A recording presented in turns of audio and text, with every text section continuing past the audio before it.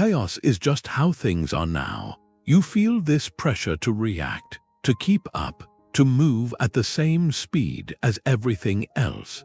The hard part isn't getting through the noise. It's staying yourself inside of it. Marcus Aurelius talked about a citadel inside your mind, a kind of fortress for your character, something no outside storm can really touch. That's the real struggle, keeping your character intact when everyone else is losing theirs. So here are 30 ideas from Stoic philosophy.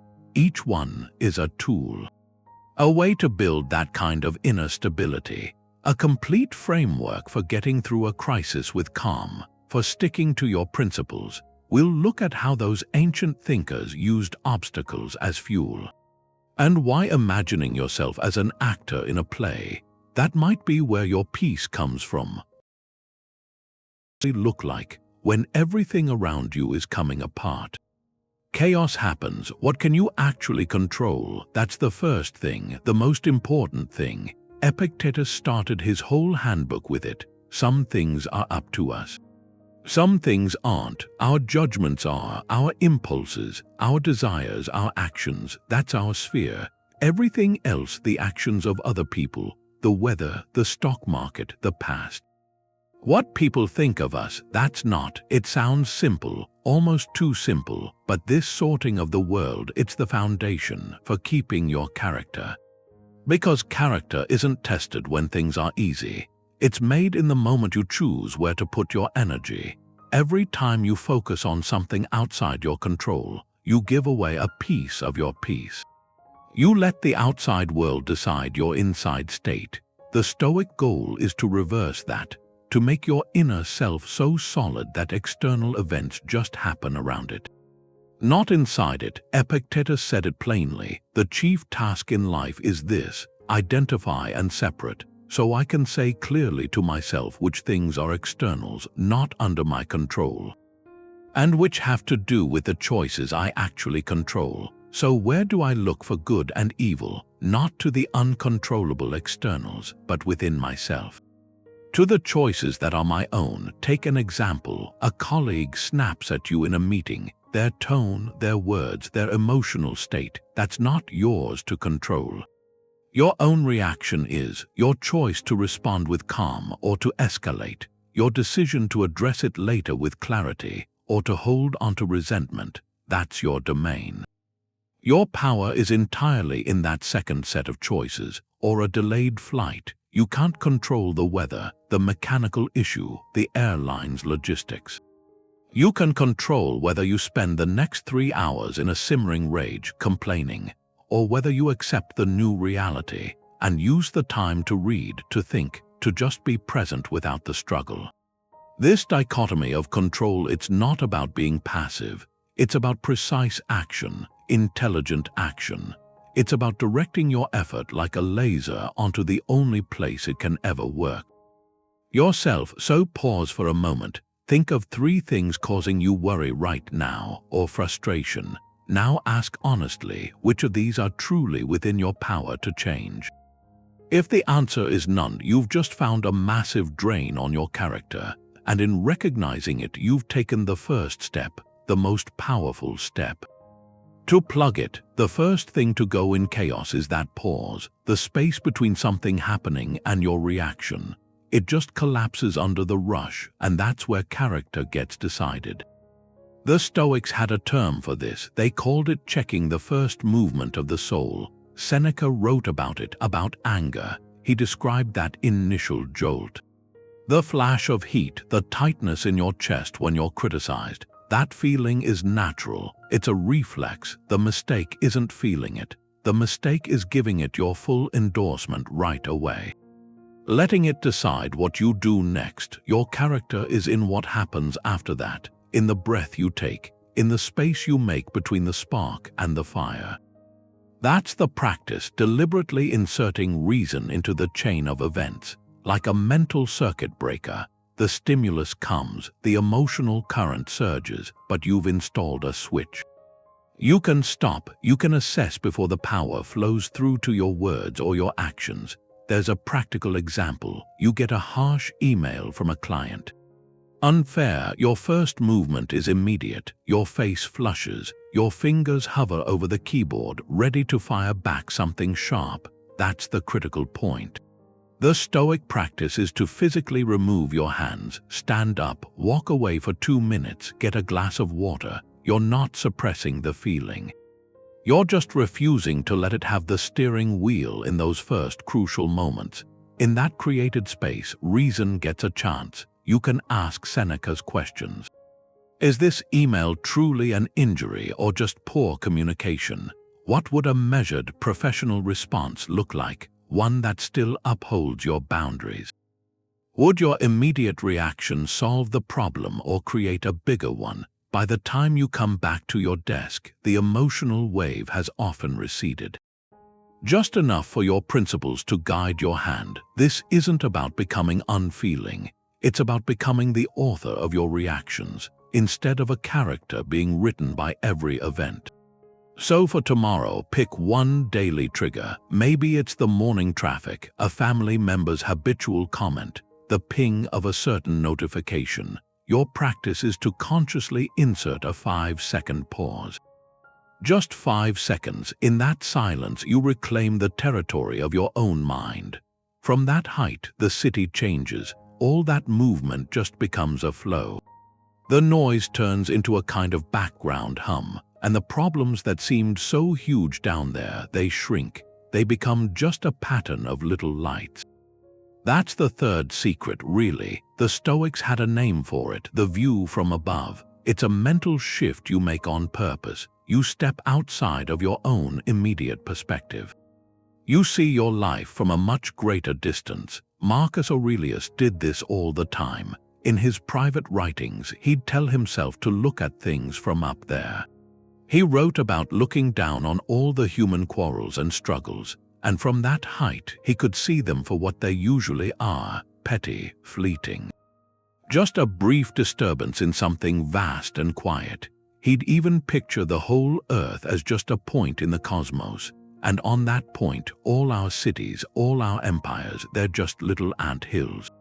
The point of this isn't to make you feel small, it's to free you. It reduces the weight, the crushing emotional weight of a bad day or a harsh word or some temporary setback.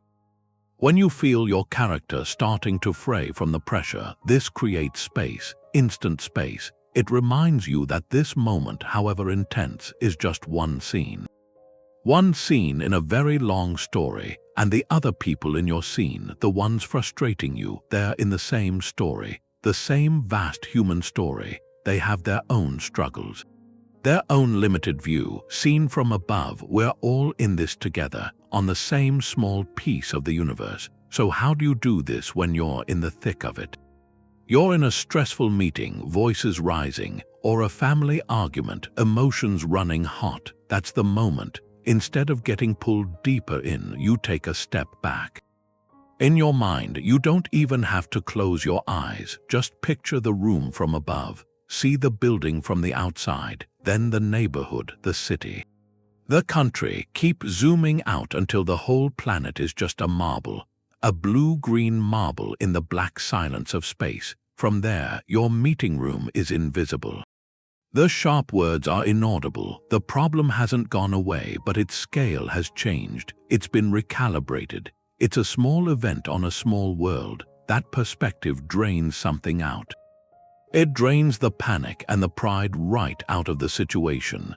It lets your character come back. It lets you choose a response based on principle, not on the heat of the emotion. There's a simple question to anchor it. Ask yourself, how will I look back on this in a month or in a year? Will it even be a memory, or will it have just faded into the background of a life lived? The answer is often clear. The things that feel like emergencies right now, they're rarely emergencies in the long story. Your long story, this cosmic perspective, it's the antidote to self-importance and to despair. It's a quiet insistence that your peace is too valuable to trade for a temporary disturbance. That cosmic view is only half of it. You see everything from a distance, but then you have to come back down. You step back into your life, into the situation you just saw, and the real test is what you do once you're back. The Stoic answer is radical. It's the fourth secret. You don't just accept what happens, you learn to love it. Amor Fati, love of your fate. A later philosopher gave it that name, but the heart of it is in Stoicism. It's the decision to embrace everything life hands you, not just the good parts, the obstacles, the delays, the difficult people, the failures. You treat all of it as necessary material. The raw material you are meant to work with to build your character. This is where the philosophy moves from theory into something else. It feels almost like alchemy. Transforming the lead of a bad situation into the gold of your own virtue. Marcus Aurelius put it in practical terms. He wrote that the impediment to action advances action. What stands in the way becomes the way. Think about that. A hindrance isn't a stop sign, it's a detour sign. It points you toward a different path for your strength. For your patience, your creativity, your resilience. That difficult person in your office isn't just an annoyance. They are your personal trainer for patience. For setting clear boundaries, that project that fell apart isn't a disaster. It's the curriculum for a masterclass in adaptability, in perseverance. This is active acceptance. It's not passive resignation where you just lie down. It's the opposite. It's leaning into reality with all your energy, saying, okay, this is the field I'm playing on today. These are the conditions. Now, how do I play my very best game with this exact setup? You stop fighting the reality of the rain. You start figuring out how to dance in it. Let's make it concrete. You're stuck in a traffic jam, late for an appointment. The typical reaction is frustration, anger, helplessness. Amor Fati asks a different question. What if this isn't a theft of your time, but a gift of it, a forced pocket of silence in a noisy day? You can't control the cars, but you can control what happens in your own car.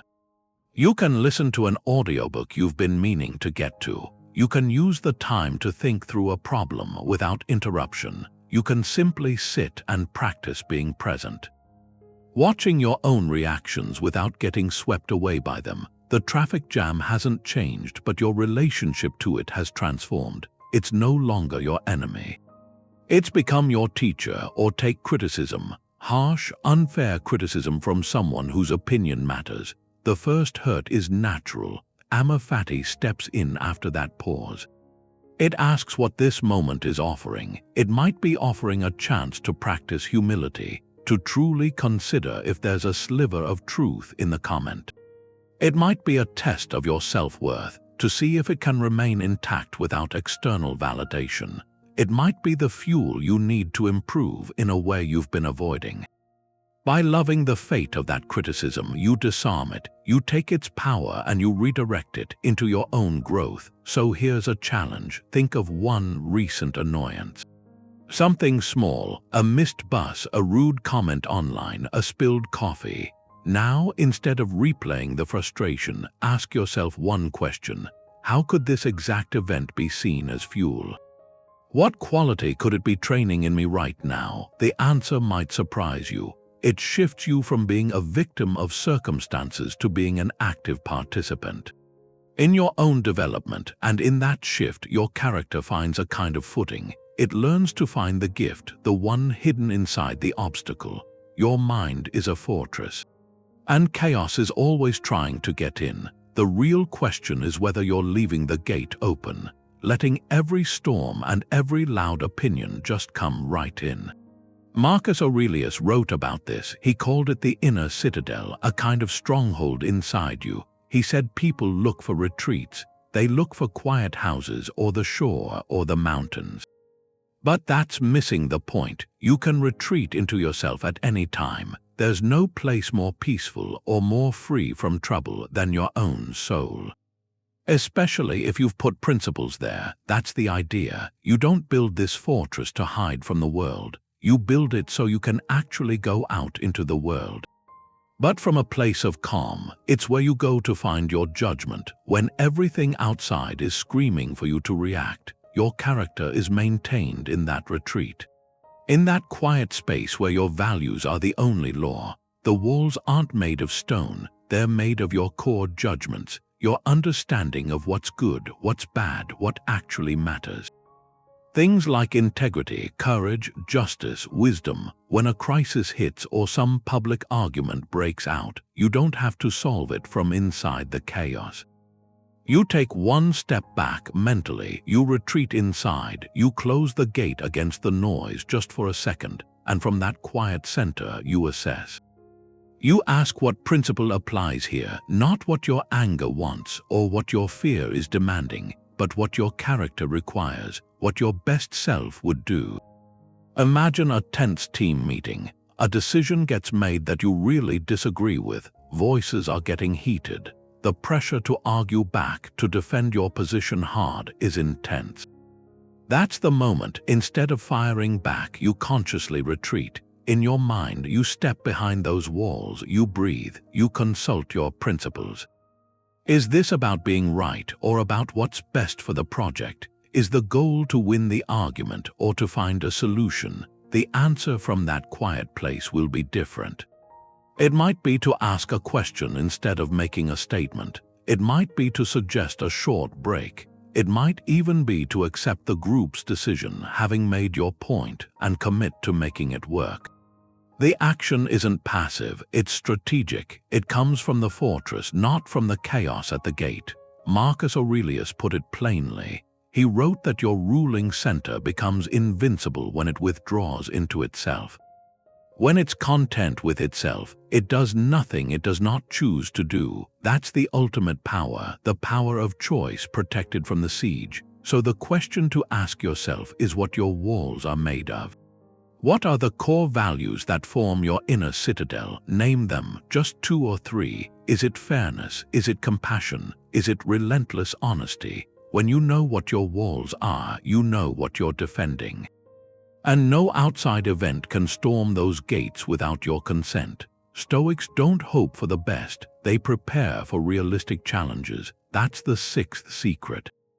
Premeditatio Malorum, the premeditation of evils. It sounds dark, but it's a profound source of light, a tool for peace. Seneca practiced this constantly. He would set aside time not to worry, but to rehearse. He would mentally walk through potential losses, the loss of status, of wealth, of reputation. Even the loss of loved ones. He would picture the scenario in detail, not to dwell in misery, but to do something crucial, to remove the element of surprise. Because surprise is what breaks our character. The shock of the unexpected event, that's what makes us lash out or freeze or crumble. By imagining it beforehand, we vaccinate the mind against the paralyzing sting of fear. Seneca wrote that we suffer more in imagination than in reality, and that by anticipating what could happen, we turn the future's sharpest arrows into blunt, harmless objects. He said we should send our thoughts ahead to meet all our difficulties before they arrive. This isn't pessimism, it's the opposite of naive optimism. It's a robust, clear-eyed readiness. It's the difference between a sailor who hopes the sea stays calm and a sailor who knows how to sail in a storm. Both want calm waters, but only one is truly prepared to keep the ship upright when the winds change. So how does this work in practice? Take a common modern fear. A difficult conversation with your manager about a missed deadline. The typical approach is to hope it goes away or to anxiously avoid it. Premeditatio asks you to sit down for 5 minutes before the meeting. Close your eyes, visualize walking into the room, see your manager's disappointed expression, hear the tone of their voice, feel that initial knot in your stomach. Now here's the key, don't stop at the fear, move past it, visualize your own response, you breathe, you acknowledge the mistake without crumbling, you present a clear plan for mitigation. You listen, you maintain your composure, you leave the room having handled a hard thing with dignity. By mentally walking through the worst-case scenario, you've done 2 things. You've drained the event of its terrifying power to shock you, and you've pre-programmed a virtuous response. You've given your future self a script based on principle, not panic. Or consider a bigger fear, the failure of a project you've poured your heart into. Instead of just dreading the possibility, you confront it in your mind. You picture the email announcing the cancellation. You feel the disappointment. Then you ask yourself the Stoic question, what next? What is within my control now? You visualize yourself gathering the lessons, updating your portfolio, having a calm conversation with your team about moving forward. You see yourself resilient, not defeated. When you do this, the monster under the bed loses its shape. It becomes a manageable set of circumstances, a set of circumstances you already know how to navigate.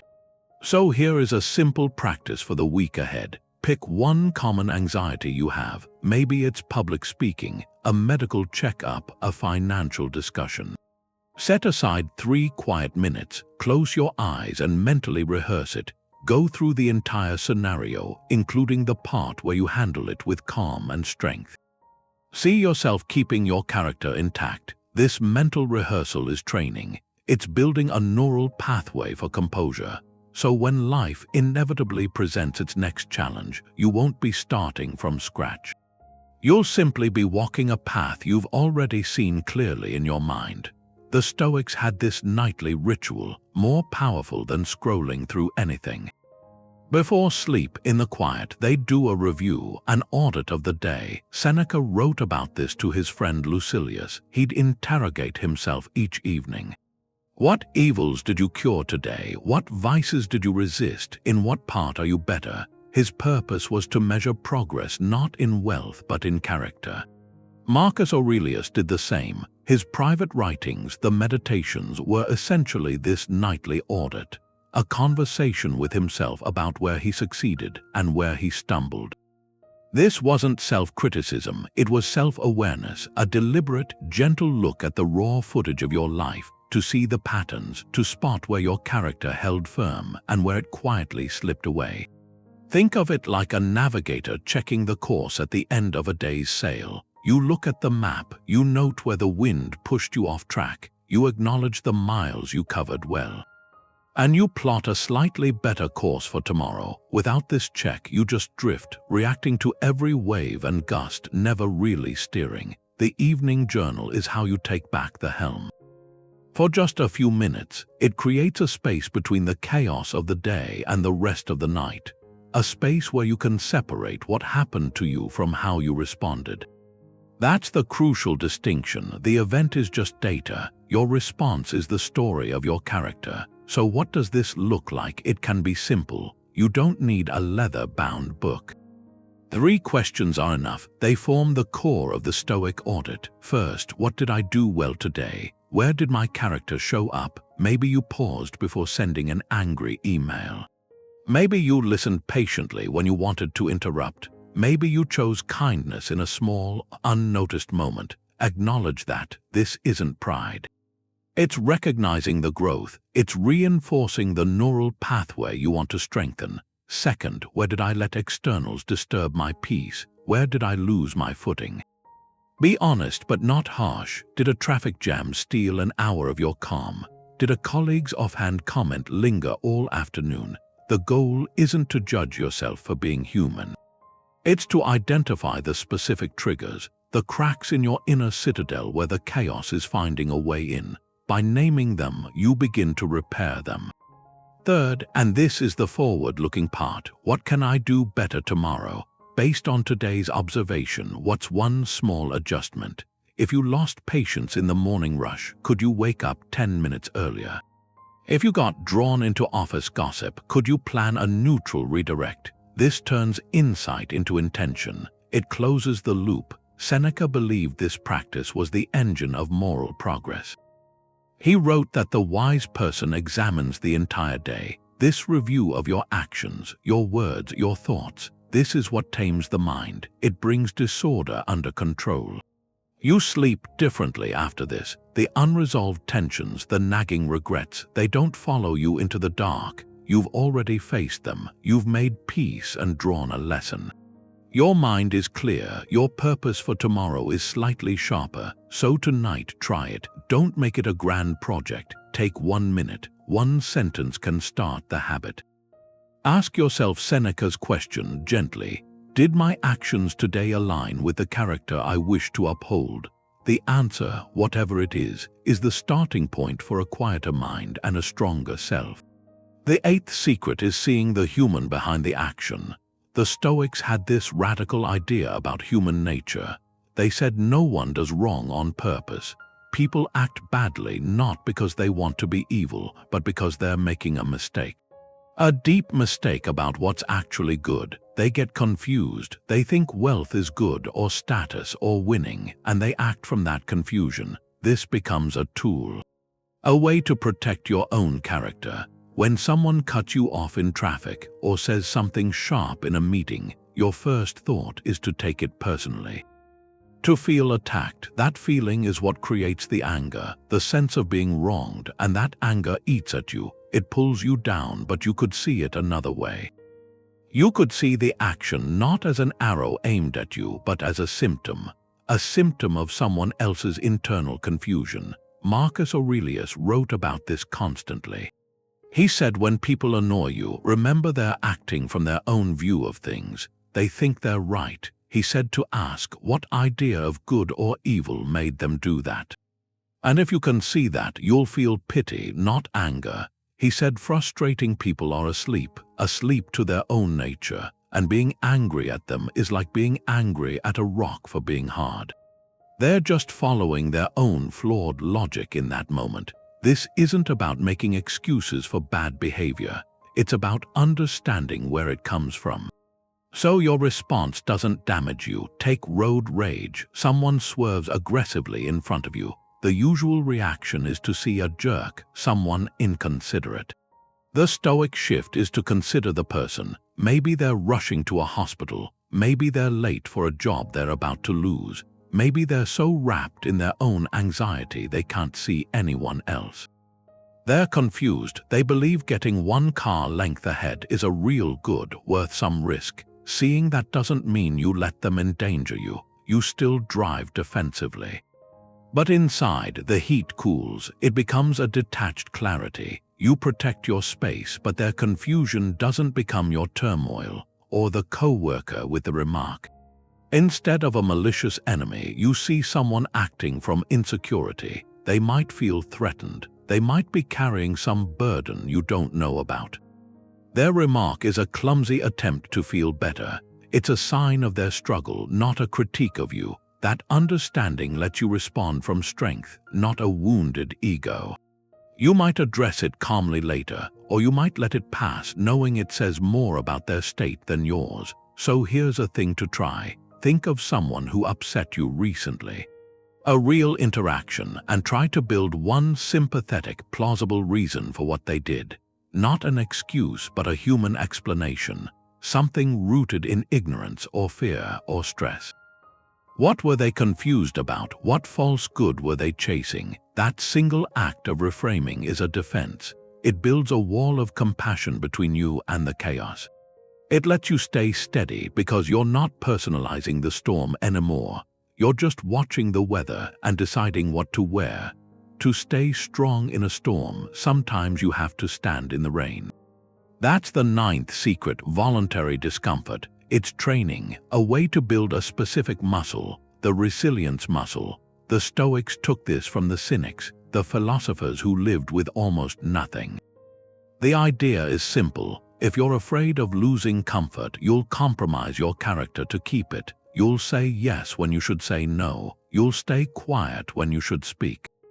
You'll cling to something that's wrong just because it's easy. To break that fear, you have to prove to yourself in small ways that you can do without.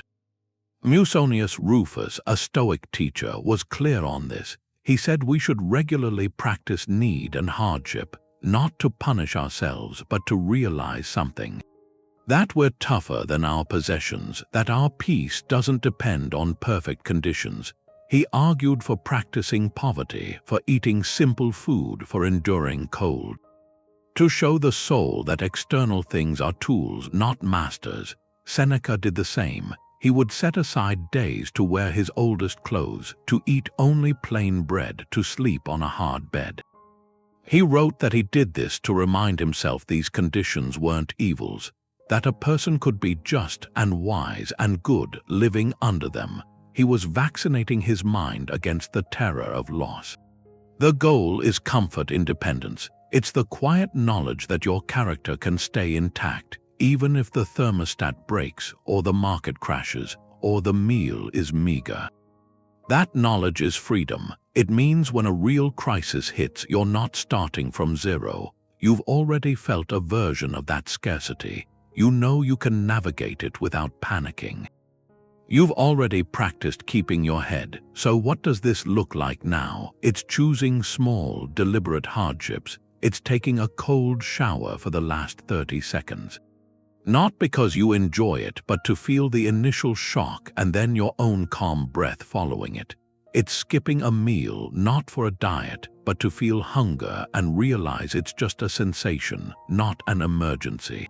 It's walking to the store instead of driving, feeling the weather, arriving a little slower. It's turning off notifications for an entire evening and sitting with the quiet, noticing the itch to check your phone and choosing not to. Each of these is a tiny rebellion, a rebellion against the idea that you must always feel perfect to be okay. Every time you voluntarily step into a minor discomfort, you're telling your own fear, I see you. And you do not control me. You're building evidence for your future self, evidence that you can handle more than you think. The challenge this week is straightforward. Choose one small comfort you rely on. It could be that second cup of coffee, or the constant background noise of a podcast, or the softest pillow, and for one day or even one part of a day, voluntarily go without it. Don't make it a punishment, make it an experiment. Observe what happens in your mind, notice the urge to have the thing, and then notice the space that opens up when you don't immediately satisfy it. In that space, your character gets a little stronger, a little less afraid of the rain. A thought comes into your mind. That doesn't mean you have to believe it. Most of them are just impressions, rough sketches. Your mind puts them in front of you, asking for your approval. The 10th secret is about holding back that approval. It's called the Discipline of Assent. This was everything to Epictetus. He taught that impressions aren't up to us. They just show up like a notification. But our assent, our agreement with that impression, that part is ours. We have the power. We can click on that notification, get pulled into the story. Or we can swipe it away, and character is lost in that automatic click. When a harsh impression arrives and we just believe it, right away we give up our peace. We let a mental image decide our whole emotional state. Picture a courtroom in your mind. Every impression is a witness taking the stand, making a claim. This is a disaster. That person meant to insult me. I'm going to fail. The discipline of assent means you are the judge. Your job isn't to accept every testimony. It's to cross-examine, to ask for evidence. Is this impression accurate? Is it the whole story? Is believing it helpful? Or will it send the jury of your emotions into a panic? Only after that interrogation do you give your ruling. You grant your assent or you withhold it. Take a common situation. You get some critical feedback on a project. The immediate impression flashes like a headline. This means I'm no good at this. They think I'm a failure. If you assent to that immediately, the emotional cascade starts. Defensiveness, shame, anxiety. Your character in that moment is reactive, fragile, but if you pause, if you apply the discipline, you cross-examine the witness. You ask, is this feedback about one project or about my entire worth? Is there any useful data here I can use to improve? Did the person actually say I'm a failure, or did they point out specific things? Upon examination, that crude impression, this means I'm a failure, it often falls apart. It's an exaggeration, a distortion. You can then choose to assent to something more nuanced. More objective. This is constructive feedback on specific points. It's uncomfortable, but it's not a verdict on my character. the emotional result is completely different. You might feel a sting, but not a collapse. You can respond with clarity, not defensiveness. Your character stays intact because you chose the story you believed. Epictetus put it plainly. He said, "Don't let the force of an impression carry you away. Say to it, wait, let me see who you are and what you represent. Let me put you to the test." This is the daily work, the moment-to-moment work of maintaining an inner citadel. You are guarding the gate of your own mind, deciding which thoughts get to come in and set up shop. So here's a practice, a small one for today. Carry a notepad, physical or digital. Your task is to catch just one negative impression. It might be when you look in the mirror, or when you see a colleague's name pop up on your screen, or when you think about a task you've been avoiding. The impression will arrive as a quick, unquestioned statement. "I look tired. They're probably annoyed with me. This is going to be terrible." Catch it. Write it down exactly as it appeared. Then, on the next line, write a cross-examined version. A more measured alternative. "I look tired" becomes, "I had a full night and my face shows it, but that's okay." "They're probably annoyed with me" becomes, "I don't know their state of mind and I can ask if needed." "This is going to be terrible" becomes, "This is a challenge I haven't faced before and I will approach it step by step." This simple act of writing, it creates the space Epictetus described.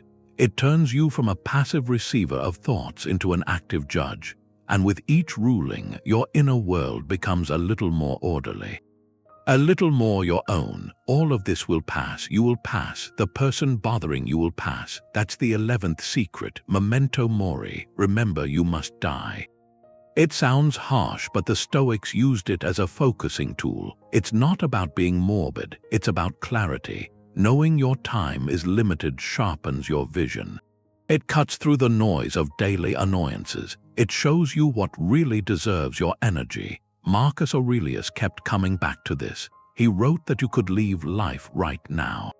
And that should shape what you do, what you say, what you think. He didn't mean to live in fear. He meant to live with a kind of urgency, a beautiful urgency. To act with virtue now, because later isn't promised. When you really hold your own mortality in mind, the things that usually upset you start to shrink. The rude comment online, the professional rivalry, the frustration over a delayed package, against the backdrop of a single, finite life, these things lose their weight. They become what they are, temporary disturbances in a brief story, a precious one. This practice pulls you out of the petty reaction. It puts you in a larger perspective. It asks a simple question. In light of my mortality, does this matter? Is this conflict worth the peace of my limited life I'm about to spend on it? You can use that phrase as a filter.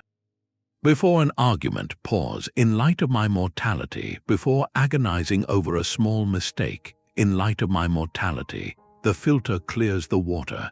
It shows that most of what steals our peace is trivial. It has no lasting significance. The urgency it creates isn't for frantic activity. It's for intentional living. It fuels the desire to live well now, to be kind now, to do meaningful work now, to mend a relationship now, because someday is a story we tell ourselves. Now is the only time we have. Here's a way to bring it into your day. Think of a current stressor, a disagreement with family maybe, or anxiety about a presentation. Hold that thought and overlay it with this prompt. If you knew you had 1 month to live, would this change how you act? Would you give that disagreement the same emotional space? Would you approach that presentation with the same fear or with a different focus? The answer almost always shifts. The argument seems too small for your last days. The presentation becomes an opportunity to share something you care about, free from the weight of petty approval. That's the gift of Memento Mori. It doesn't make life somber, it makes it vivid. It turns down the volume on the world's chatter. It turns up the volume on your own inner compass. It reminds you your character is your legacy, built in the time you have, not in the time you wish for. The archer focuses on the shot, not the prize. That's the craftsman's mindset. That's the 12th secret. Focus on the task right in front of you. This is where philosophy meets the ground, where your character gets built. Not in grand statements, but in the quality of your attention. Right now, the Stoics had a term for this: appropriate actions, katherkonta, the duties that are right in front of you. The actions that fit your role, your moment. Your character isn't judged by the outcome. You can't fully control the outcome. It's judged by the care you put into the action itself. The intention, that care is yours to give. Marcus Aurelius wrote about this. He was an emperor. He told himself to abandon most distracting thoughts, to concentrate on the performance of the task before him, with precise diligence, with serene gravity, with tenderness, freedom, justice. He listed those as the ingredients for any single act. Ruling an empire or washing a dish, the task itself is almost irrelevant. It's the presence you bring to it. That presence forms you. When chaos swirls, this focus becomes an anchor. It pulls you out of the storm of what-ifs into the calm of what is. A project deadline feels overwhelming. The archer's mind says, don't stare at the distant target. Feel the bow, knock the arrow, check your stance, breathe. The only thing that exists is this shot. Translated, that means close the extra browser tabs. Silence the notifications. Look only at the next paragraph you need to write. The only thing that exists is this sentence. You pour your full capacity into crafting it well. The outcome, whether the client loves it or requests changes, that's the prize. It's out there. Your job is the shot, the quality of your effort. This applies to conversations. In a heated discussion, the mind races ahead, crafting a retort while the other person is still talking. You're focused on the prize of winning the point. The appropriate action, the task at hand, is simply to listen, to understand, to give your full attention to the person in front of you. Your character is shown in that listening, more than in any clever reply. So here's a practice for tomorrow. Pick one routine task, something you do every day on autopilot: making your morning coffee, commuting to work, replying to emails, washing the dishes. Your commitment is to do that one thing with your full, undivided attention, not as a chore to finish, but as a craft to perform. When you make the coffee, just make the coffee. Smell the grounds, feel the warmth of the mug, listen to the pour. When you commute, just commute, notice the light. Feel the steering wheel, be present in the movement. When you wash a single plate, wash it with care, as if it were the only plate in the world. This is training. You're training your mind to resist the pull of distraction. You're building the neural pathway for focus. And in that focused state, there's no room for anxiety about the future or regret about the past. There is only the shot, the next right action, and in that space your character finds a quiet strength. Your words are currency in noise. Spend them carefully. That's the 13th secret. Speak little and speak well. It's a discipline of the tongue, and so it's a discipline of the mind. The Stoics saw speech as a reflection of your inner state. Reckless words, reactive words, too many words, they show a mind that isn't under its own command. They're a leak in your inner citadel, and your peace drains out as complaint or gossip or conflict. Epictetus was blunt. He said, we have 2 ears and 1 mouth, so we can listen twice as much as we speak. He called the tongue a dangerous beast unless reason tames it. And Seneca noticed something. The wise speak because they have something to say. Others speak because they have to say something. This isn't about shyness. It's about choosing silence from a place of strength. And from that quiet, when you do speak, your words carry weight. They're considered. They're true. They're necessary. Think about the last conflict that escalated. It rarely starts with a thoughtful statement. It starts with a reactive word. A careless comment, a piece of gossip passed along without thinking. In that moment, character gets traded for the cheap thrill of having something to say. The Stoic virtue here is temperance applied to speech. It's the wisdom to know that not every thought needs a voice. that your opinion on every matter isn't required. That sometimes the most powerful thing you can add to a heated room is your calm silence. This practice has immediate power. In a meeting where tensions are rising, the instinct is to jump in, to defend, to be heard. The discipline is to listen fully, to pause before you speak, and in that pause you can ask 3 simple questions. Is what I'm about to say true, not just my opinion, but objectively true? Is it necessary? Will it add value, move things forward, or is it just noise? And is it kind, not soft, but spoken with respect for the shared humanity of the listener? If your words pass all 3, then speak. If not, hold your peace. That silence isn't weakness, it's immense self-control. It's your character choosing its battles. Apply this to digital spaces. Before posting a reactive comment online, apply the same 3 questions. The pause itself often gives you the answer. You'll find most reactive speech fails at least one of these tests. It's often unnecessary. It comes from a momentary impulse to be right or to belong to the outrage of the crowd. By choosing not to add to that noise, you preserve your inner clarity.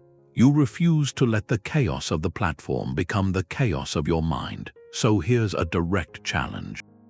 For 1 hour today, practice conscious, minimal speech. It could be during your morning routine, or a commute, or in a specific meeting.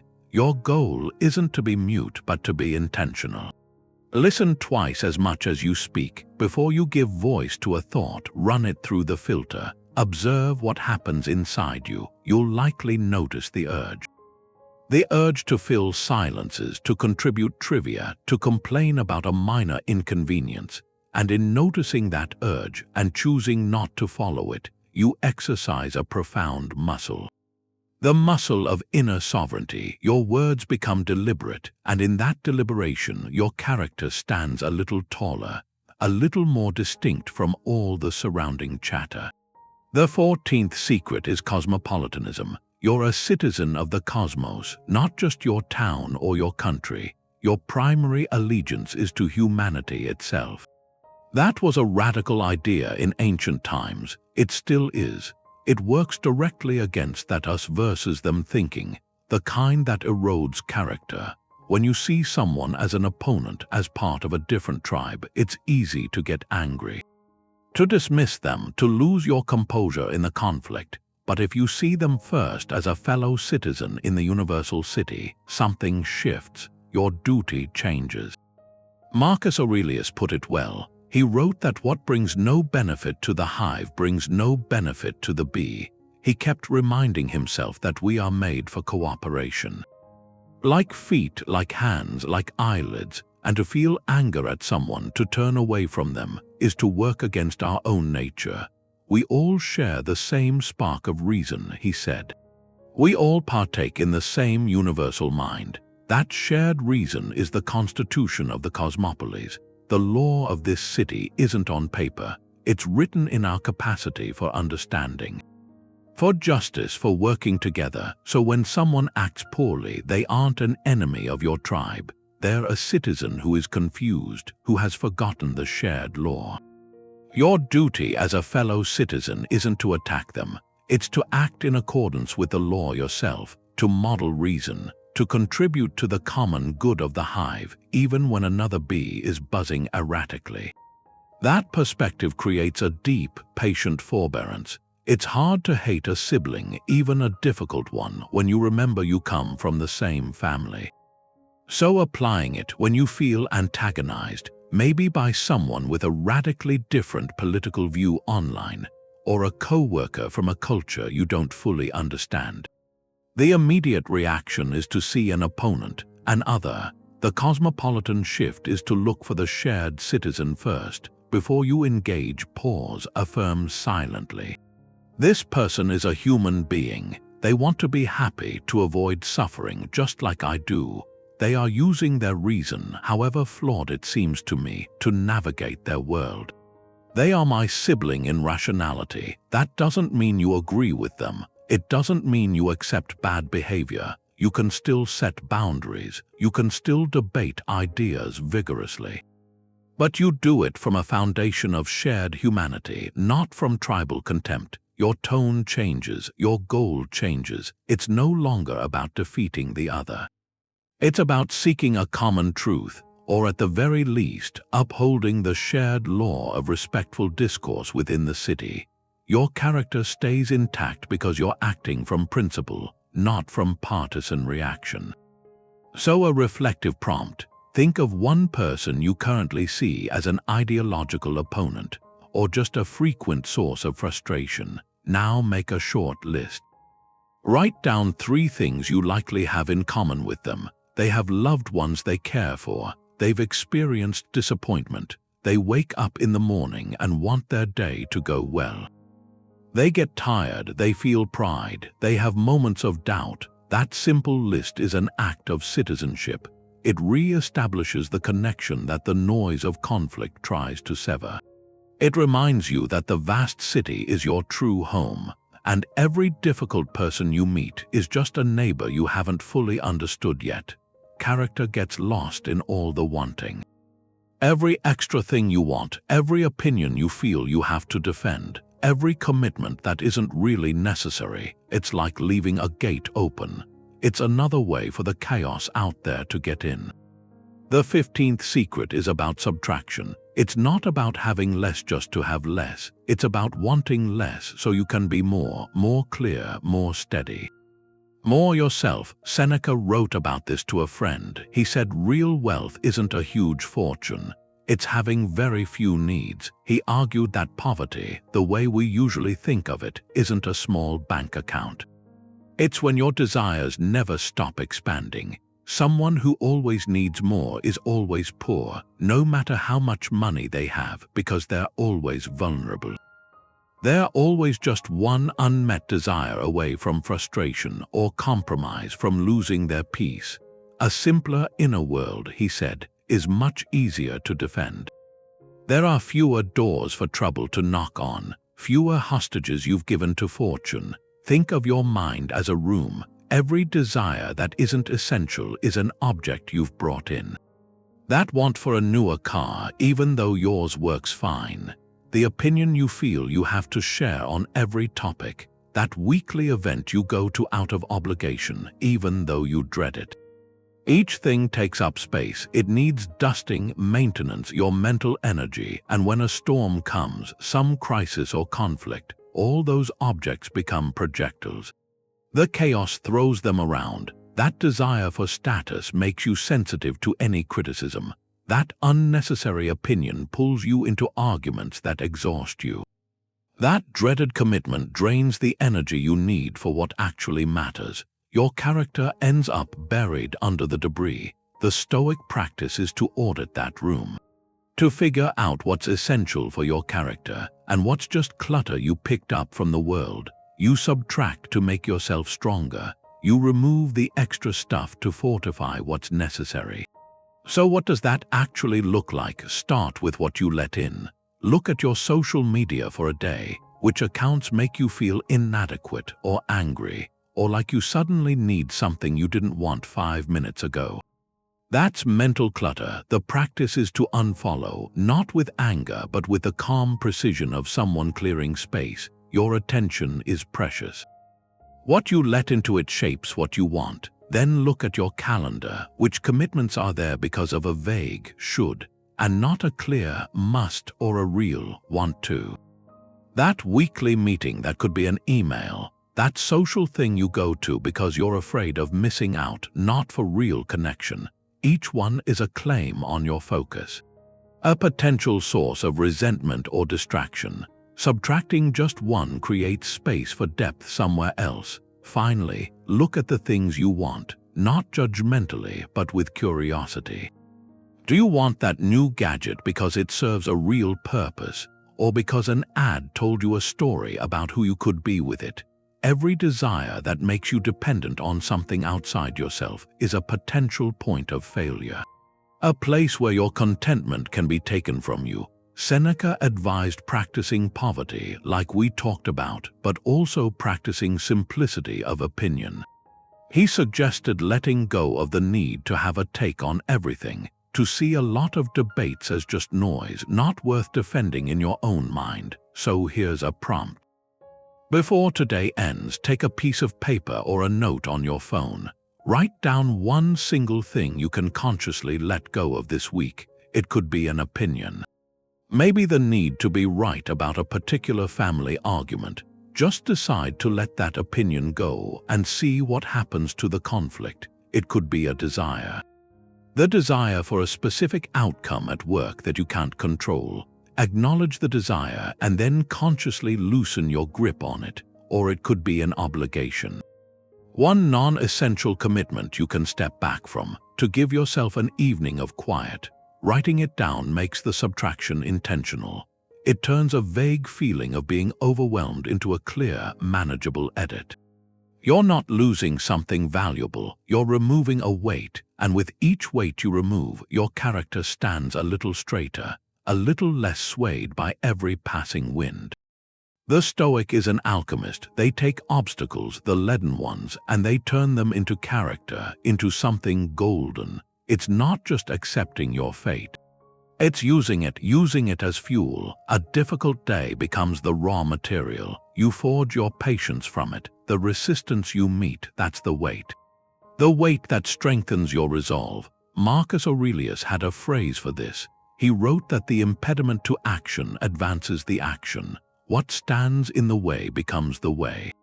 That's the shift, the alchemical shift. You stop seeing the obstacle as a stop sign. You start seeing it as the path you were meant to walk. It's the path where your virtues get to prove themselves. Every block, every delay, every difficult person, they ask a specific question. Which quality does this moment require? And then you use the moment. You use it to practice that quality. The obstacle isn't an enemy to your peace anymore. It's the gymnasium for your strength. Take a project setback. A client changes direction and it invalidates weeks of work. The immediate feeling is frustration, a sense of wasted effort. That's the lead. The practice is to ask what virtue you can refine from it. The answer might be perseverance. This setback becomes the specific material. The material you use to practice getting back up, to adapt your plan without bitterness, or it might be creativity. The new direction is a constraint. And constraints are where innovation is born. You use this exact obstacle to practice thinking in new ways. The project's success is the outcome, the goal. But the real value is the strengthened character, the character you earn in the process. Or consider a critic, someone who dismisses your work. The leaden impression is one of insult, of personal attack. The alchemical question is what you can forge here. This could be your raw material for humility. Is there a sliver of truth in their comment, even poorly delivered? This obstacle gives you the chance to separate your ego from the feedback, to sift for useful data. Or it could be material for courage, the courage to stand by your convictions when they're challenged. Not with defensiveness, but with calm clarity. The critic hasn't changed, but your relationship to them has. They're no longer an adversary. They've become an unintentional trainer.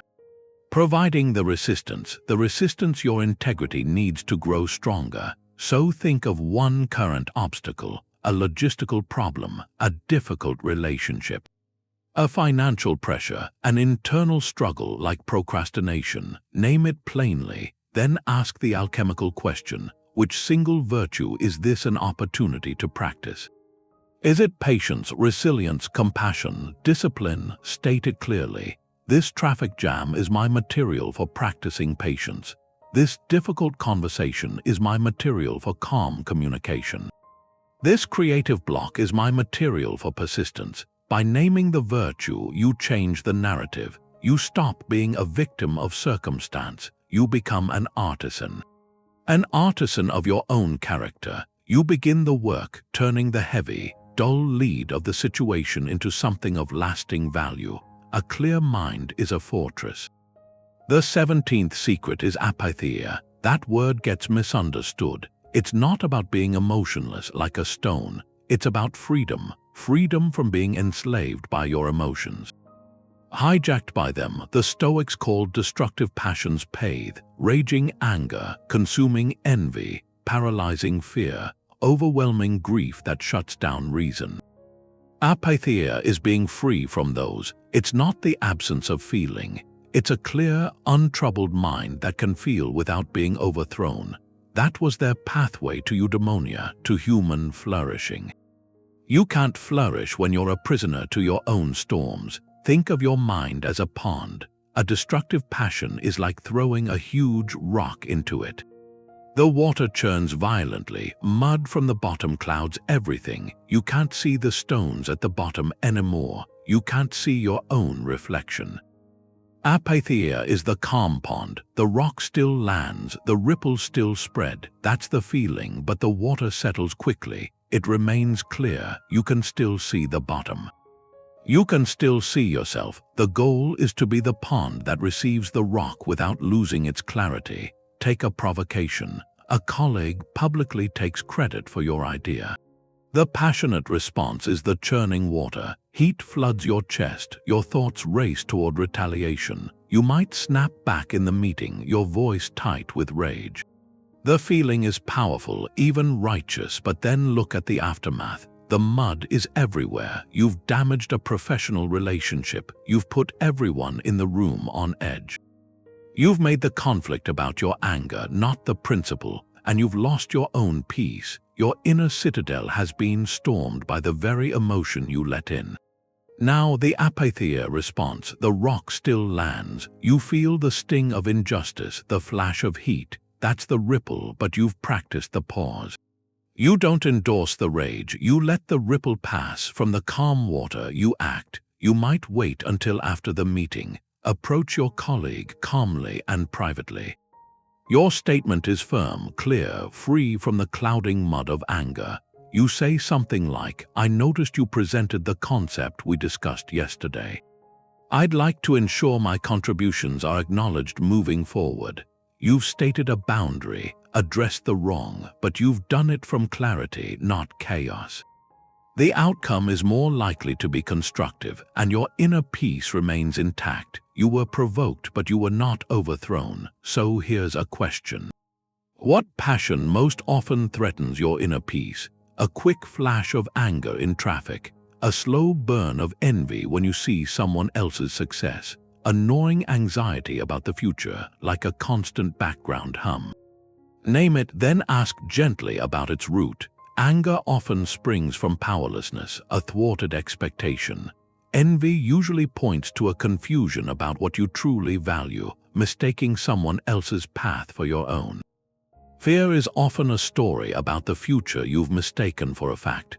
By identifying not just the feeling, but the root judgment beneath it, you begin to drain its power. You start to see the rock before it hits the water, and you prepare the pond to receive it. Your character is the armor, and the 18th secret is just putting it on. Every morning, before anything else happens, before the emails, before the conversations, it's a ritual, a quiet moment where you decide who you'll be for the day. You're not waiting to see what happens and then reacting. You're choosing your stance in advance, your principles, your posture. Marcus Aurelius did this. His private writings often start with a morning reflection.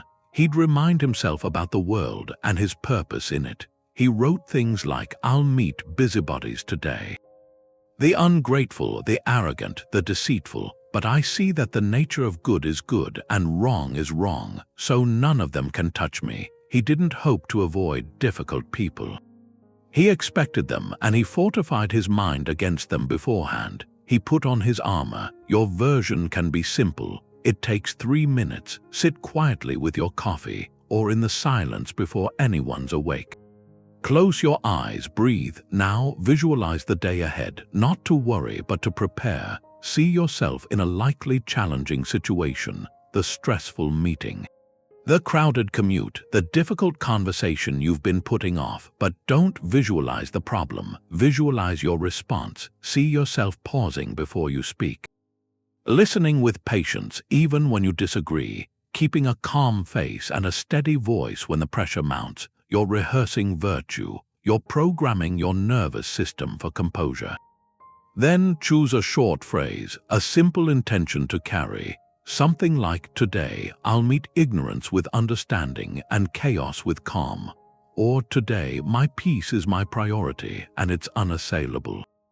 Or today I'll do the work with care and let the outcome be what it will be. This phrase is your anchor.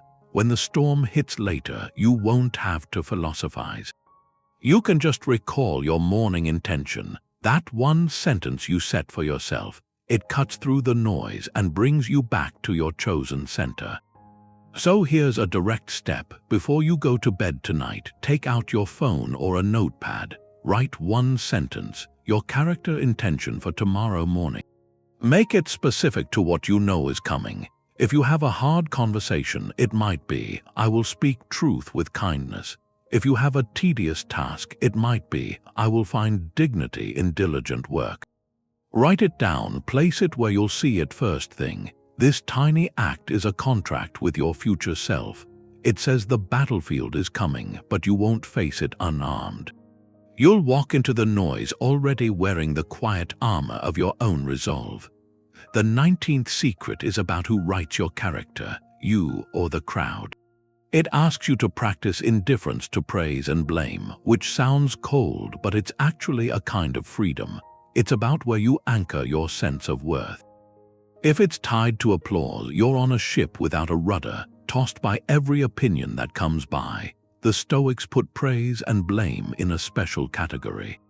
They called them indifference, not because they don't matter at all, but because they don't determine your moral worth. They're external sounds like weather. It can be sunny with compliments or stormy with criticism, but the weather outside doesn't change the solidity of the house. Your virtue is the house. Epictetus was direct about this. He told his students, if someone says a person has spoken ill of you, don't defend yourself against the stories.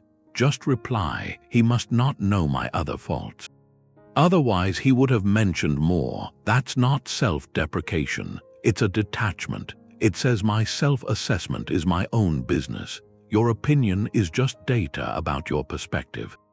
It doesn't rewrite my internal ledger. He warned against being elated by applause or dejected by censure. Both are traps. The praise trap makes you perform for an audience. You shape your actions to please. The blame trap makes you shrink or become defensive. You shape your actions to avoid disapproval. In both cases, you've handed the pen to someone else. They're writing your script. Think about social media. Every like, every share, every positive comment. It delivers a tiny hit of validation, and every critical reply or lack of engagement can feel like a slight. The platform is built to make you care about these external metrics. The practice of indifference asks a simple question.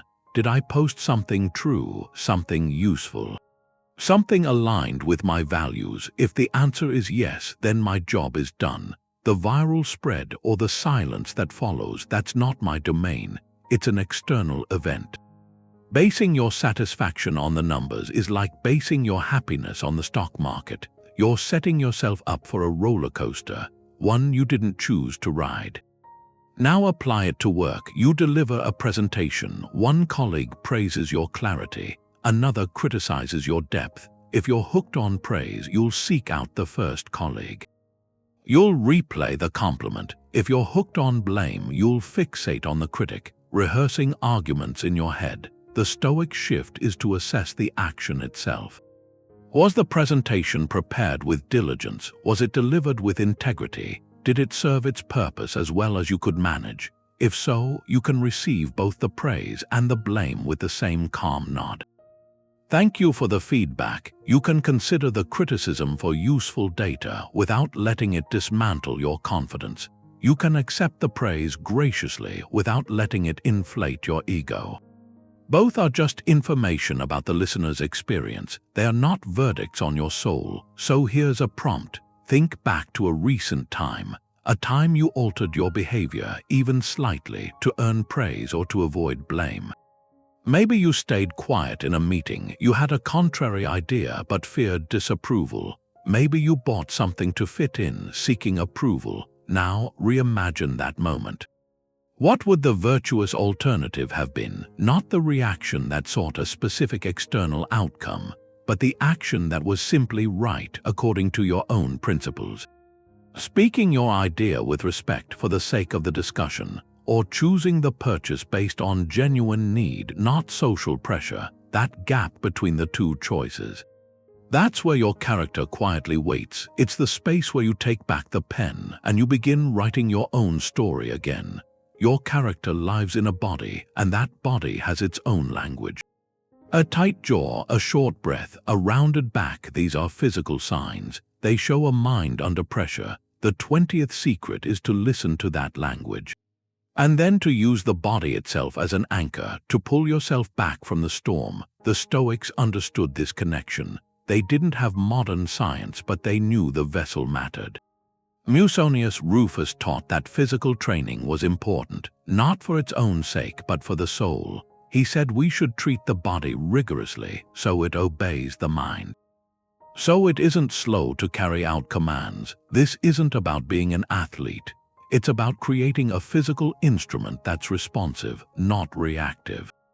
A body that can be a partner to your principles, not a betrayer. They knew breath was the bridge. A turbulent breath feeds a turbulent mind. A steady, deliberate breath can calm the passions. It creates space for reason to return. Your physiology isn't just a side effect. It's a dial you can turn to change your mental state. When you feel your character starting to fray, you don't start with complex philosophy. You can start with your shoulders, with your breath, with where you place your feet on the ground. These are levers of control you always have. Make it practical. You're about to walk into a difficult conversation. You feel the familiar tension coiling in your stomach. Your thoughts start to race. That's the signal. Instead of trying to think your way out, you drop into the body. You pause just outside the door. You plant your feet, feeling the floor. You roll your shoulders back and down, opening your chest. This posture isn't just for appearance. It signals safety to your nervous system. It embodies the stability you want to project. Then you take control of your breath. Use a simple square breath. Inhale slowly for 4, hold for 4, exhale smoothly for 4, hold the emptiness for 4. Repeat that 3 times. This pattern interrupts the stress cycle. It forces your physiology out of fight or flight and toward alert calm. In that calm, your mind clears, your principles have room to speak. You're no longer entering from a place of panic. You're entering from a grounded presence. Or take a moment of frustration at your desk. The impulse is to slump forward, to tighten your grip, to scowl at the screen. Each of those physical actions reinforces the mental agitation. The practice is to do the opposite. On your next exhale, deliberately release the tension in your hands.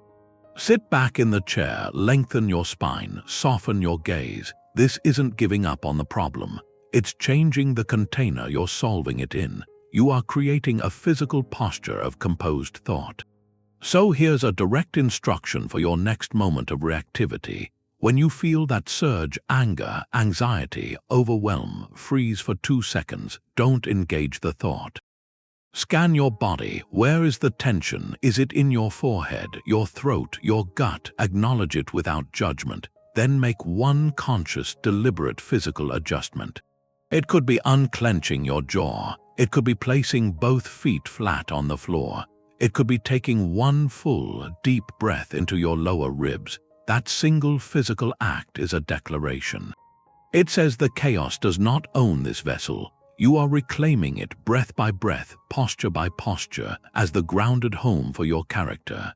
The 21st secret is the reserve clause. It's a safety net. You try your hardest without breaking if you fail. The idea is to pursue a goal with your entire effort, but you add a quiet, inner phrase. Fate permitting, you bring your absolute best, you prepare, you strategize, you pour your energy in. But you hold the outcome with an open hand. You acknowledge the final result depends on countless factors outside your control. This mental clause protects you. It separates your worth from the win. It lets you give everything without tying your peace to a specific result. Seneca captured this. He wrote that we should plan our lives as if we had a long road ahead, but complete each day as if it were our last. He advised coupling a bold intention with a serene acceptance. We should say, I will sail across the sea unless something prevents me. I will become a magistrate unless something hinders it. That unless is the reserve clause. It's not doubt, it's wisdom. It allows you to be fully committed yet fully adaptable. Your character remains intact whether you succeed or face a setback. Because your success was never defined solely by the external outcome. It was defined by the quality of your effort. Take a job interview. The typical approach is to fixate on getting the offer. Your self-worth gets wrapped up in that single yes or no. The reserve clause changes the preparation. You still research the company. You practice your answers. You dress with care, but your inner dialogue includes the clause, I will prepare and present my best self, fate permitting the outcome. This does two things. It reduces the performance anxiety because the stakes are no longer life or death for your ego, and it prepares you mentally for any result. If you get the job, you celebrate. If you don't, you're not shattered. You can reflect, maybe the fit wasn't right, maybe someone else had a specific skill, your effort was still honorable. Your character is unchanged. You can learn and move forward without a crisis of confidence. A simpler example, you plan a picnic for weeks, you pick the perfect spot, prepare the food, invite friends. Then, on the morning, it rains. The passionate reaction is frustration, disappointment, a sense of wasted effort. The reserve clause practiced beforehand would have sounded like this. I will organize a wonderful picnic, weather permitting. When the rain comes, you're disappointed but not devastated. Your good effort in planning wasn't wasted. It was an expression of your care. The outcome was simply outside your control. You adapt. You move the picnic indoors or you reschedule. Your equanimity survives the storm because you never handed it over to the weather in the first place. So think of one goal you're pursuing right now, a fitness target, a creative project, a difficult conversation. Now formulate your intention with the reserve clause. Write it down. I will train consistently for the marathon, health permitting. I will write this chapter with focus, inspiration permitting. I will speak my truth with kindness, understanding permitting. This simple act of phrasing reorients your mind. It puts the emphasis back where your power truly lies, on the action, on the effort, on the integrity of your attempt. The outcome becomes a detail, an important one, but not the one that defines you. You aren't the first to face a test like this, so you build an inner counsel. The Stoics didn't try to reinvent virtue. They looked back. They filled their minds with examples, people who walked through fire and kept their principles intact. Those figures became a kind of living counsel, a source of counsel when their own resolve wavered. Seneca wrote a lot about Cato the Younger, a Roman senator who chose to end his life rather than live under a tyranny he saw as the end of the republic. For Seneca, Cato wasn't a political symbol, he was a template for integrity. He wrote that Cato's virtue was a public good, that by living and by his manner of passing, he taught others how a good person should act. He showed it was possible to stand firm. That practice gives you a reference point. When you're tempted to compromise, you can ask a silent question. What would my counsel advise? What would Cato do here, or Marcus Aurelius? He constantly reflected on the virtues of his predecessors. In his private writings, he listed qualities he admired in those who came before him. From his adoptive father, he learned mildness and unshakable resolution. From his teacher, simplicity in living and an indifference to trivial honors. He wasn't just making a list, he was assembling a composite portrait of the character he aspired to. He was reminding himself these qualities weren't abstract ideals. They had been lived by real people in real time under real pressure. Your counsel doesn't have to be ancient. It can be personal, historical, even literary. The goal is to populate your imagination with examples of steadfastness, so when your own moment of testing arrives, you don't feel alone. You feel accompanied by a chorus of voices who whisper, "This is the way." A practical way to start is through biography. Read about individuals who faced immense hardship with grace, not to idolize them but to analyze their choices. How did Nelson Mandela maintain his dignity through decades of confinement? How did Viktor Frankl find meaning in a place designed to strip it away? How did a grandparent of yours endure a great loss with quiet fortitude? Look for the mechanisms, not just the inspiration. See how they used their minds, how they interpreted their circumstances, how they controlled what they could. Then bring them into your daily reflections. When you face a moral dilemma or a surge of anger or a season of despair, convene your inner council. Mentally place yourself in a room with these figures. Present your situation to them and imagine, based on what you know of their lives, what their counsel would be. It's a profound exercise. It externalizes your own conscience and gives it a face, a story, a voice. So here's a reflective prompt. Name one person. This can be a historical figure, a mentor, a family member, even a character from a profound book or film. Name one person you would want by your side in a moment of crisis. Not to solve it for you, but because their mere imagined presence would steady you. Now ask yourself why. What specific quality do they embody that you need to cultivate? Is it their calm, their courage, their relentless compassion? Write that quality down. That quality is now a beacon, a light to guide your next choice when the world around you grows dim. You can't carry the weight of the world. You have to put down what isn't yours to carry. That's the 23rd secret. Limit your circles of concern. Your capacity for care isn't infinite. If you try to hold every problem in your mind at once, you'll dilute your character. It'll have no strength left for anything. The Stoic practice is to shrink your sphere of active worry, to focus your concern where your action can actually matter. This isn't apathy, it's the opposite. It's effective virtue. Apathy doesn't care at all. This method cares deeply, but with a strategic focus. It starts with a simple truth. You can't fix everything, but you can fix something. Your energy is finite. Pour it into an ocean of global worries, and it disappears. Channel it into a single stream you can tend, and it becomes a force. This builds on the first secret, the dichotomy of control, but it adds emotional intelligence. It's about managing your empathy so it doesn't become self-sabotage. The philosopher Hierocles visualized this with circles. He pictured the self at the center, then immediate family, then extended family, then local community, then country, then all of humanity. His exercise was to draw each circle closer to the center, to see strangers as fellow citizens, citizens as family.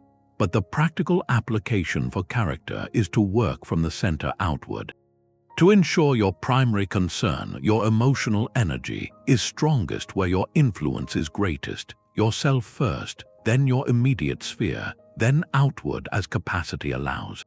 You secure your own mask before helping others, not out of selfishness, but because a suffocated helper is no help at all. Consider two kinds of worry. You spend an evening scrolling through news about a distant conflict. You feel outrage, despair, a heavy helplessness. Your circle of concern is planetary, but your circle of influence is non-existent. You go to bed agitated, drained, your character frayed by a storm you can't calm. Contrast that with the next day. You see a neighbor struggling with groceries. You stop and help. You listen to a coworker having a hard day. You donate an hour to a local shelter. Your circle of concern is smaller, tangible. Your circle of influence is direct and real. Your action matters. You make a measurable difference in your immediate world. And you go to bed with a sense of agency, your character fortified by practical virtue. The global issue isn't unimportant, but your primary battlefield for integrity is right where you stand. So here's a reflective prompt. Take a moment. With a pen and paper or just in your mind, draw 2 concentric circles. Label the inner one my control, the outer one my concern. Now think of the things occupying your mental space lately. The anxieties, place each one in the appropriate ring. The traffic, your health habits, your preparation for a meeting, these likely belong in the inner circle. The outcome of an election on another continent, a celebrity scandal, the long-term fate of an industry you're not in, these likely belong in the outer circle of concern. The simple act of placing them visually is a revelation. It shows you where you're investing emotional capital with no possible return. Your task isn't to ignore the outer circle. It's to stop trying to live there, acknowledge those concerns, then deliberately turn your primary attention back to the inner ring, to the things your hands can actually touch. Your character is maintained not by the breadth of your worry, but by the depth of your focused action. Start where you are, use what you have, do what you can.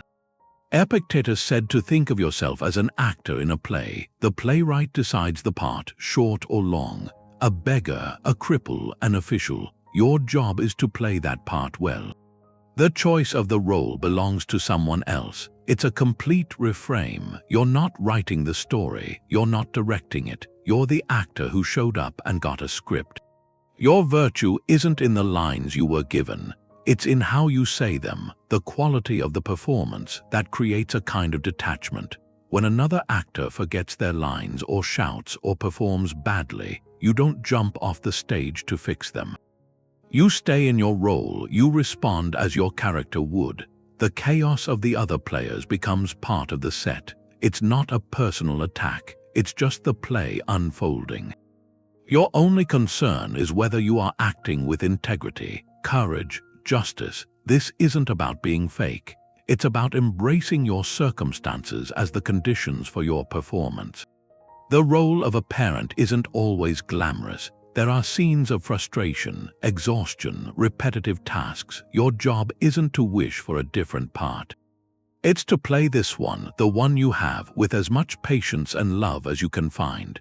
The role of an employee in a struggling company might feel like a tragedy.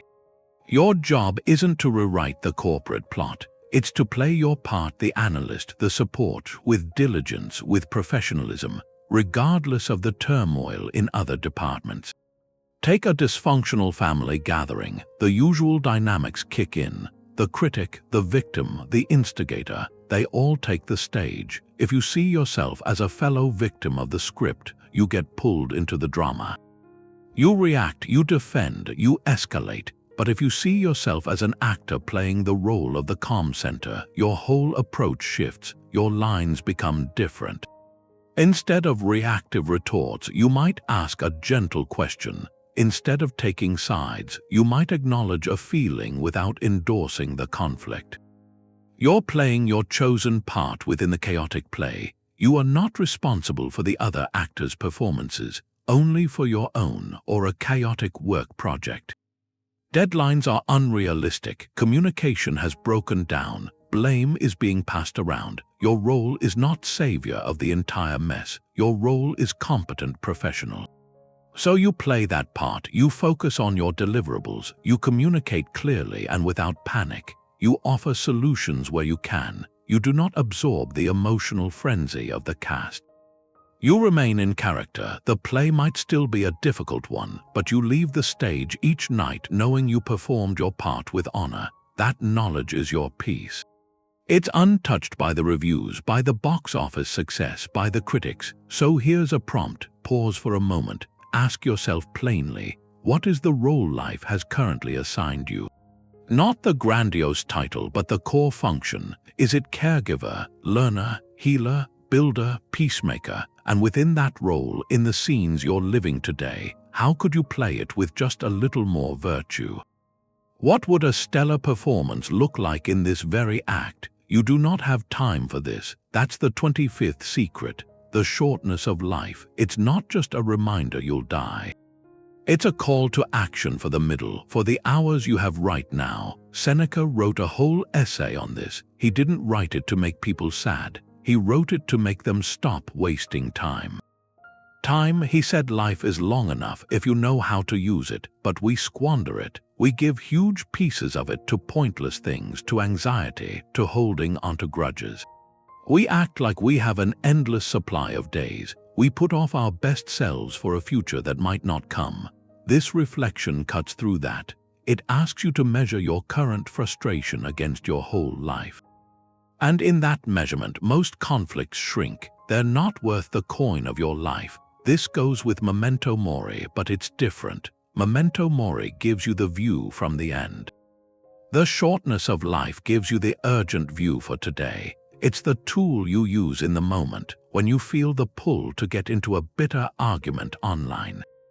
When you catch yourself replaying a coworker's comment for the 10th time, when you're about to spend an evening seething over some small slight, that's when you hear it.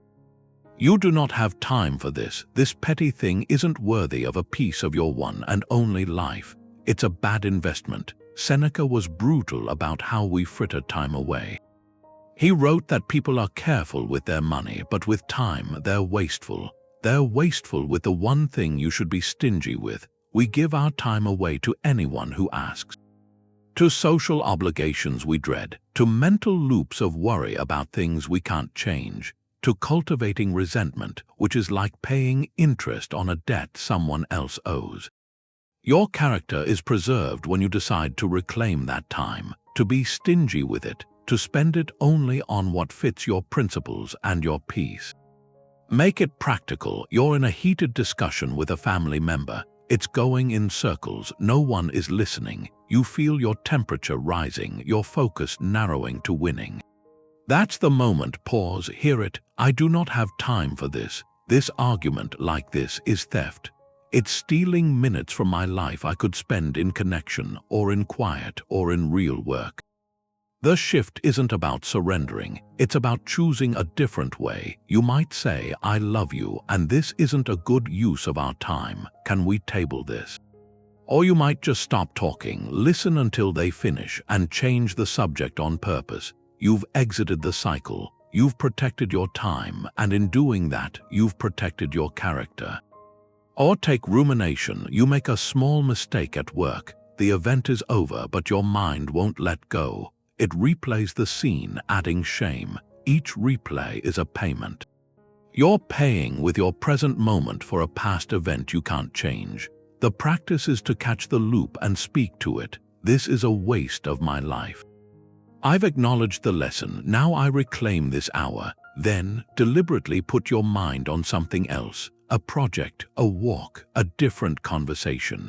You redirect the time. So here's a reflective prompt. Think back over the last month. How many hours in total did you spend in active worry or anger or resentment over things outside your control? The news cycle, someone else's opinion of you, a delayed flight, a rude stranger. Be honest. If it's 10 hours, that's more than a full workday of your life gone.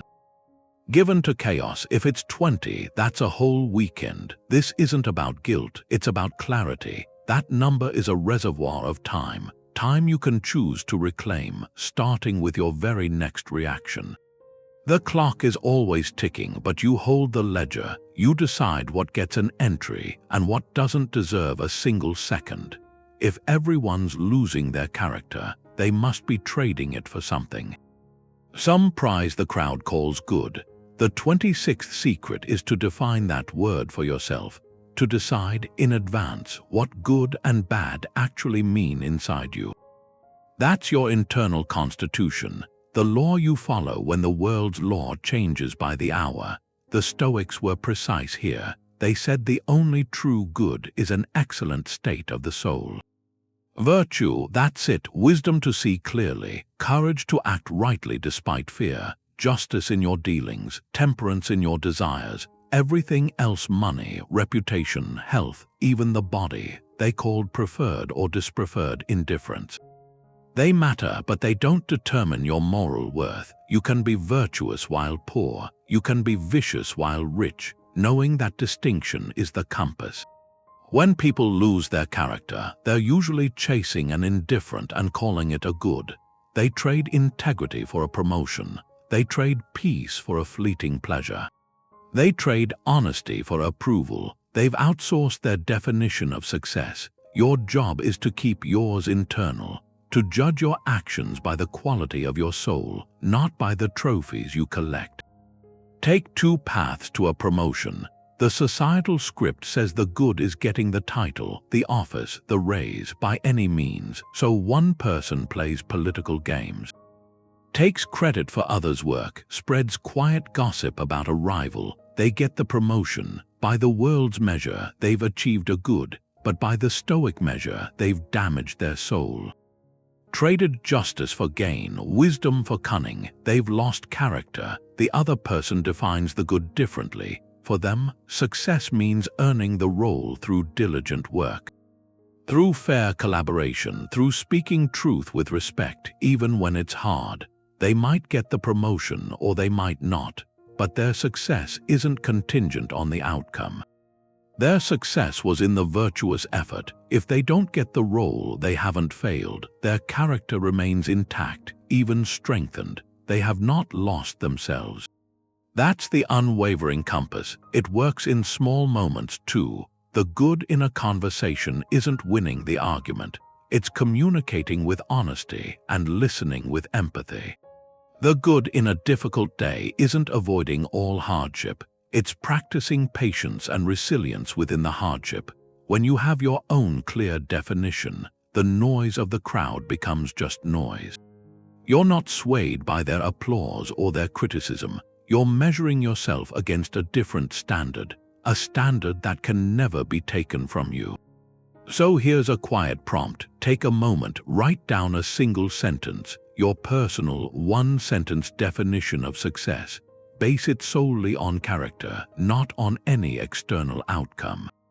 It might sound like success is acting with integrity regardless of the result, or success is meeting each day with courage and kindness, or success is leaving every situation with my self-respect intact. Keep that sentence somewhere, you'll see it. That sentence is your law. When chaos tempts you to trade your character for something cheaper, read it, and remember what you decided long ago was truly good. Thank the person who tests you. They're your unpaid coach. That's the 27th secret. It's a deliberate gratitude, an active one, not for the pleasant things but for the friction. The Stoics didn't just accept obstacles. They learned to be thankful for them, because a life without resistance is a life without strength. You can't build muscle without weight.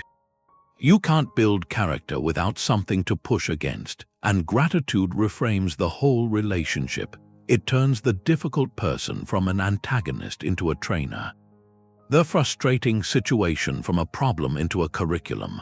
Marcus Aurelius wrote about this directly. He said, "When you wake up, tell yourself the people you deal with today will be meddling, ungrateful, arrogant, dishonest, jealous, surly." He didn't say that to breed cynicism. He said it so he could add the next line, "I have seen the nature of the good, and it is beautiful, and the nature of the wrong, and it is ugly, and the nature of the wrongdoer, and he is of the same kin as me, not by blood but by mind. He shares my capacity for reason, even if it's clouded.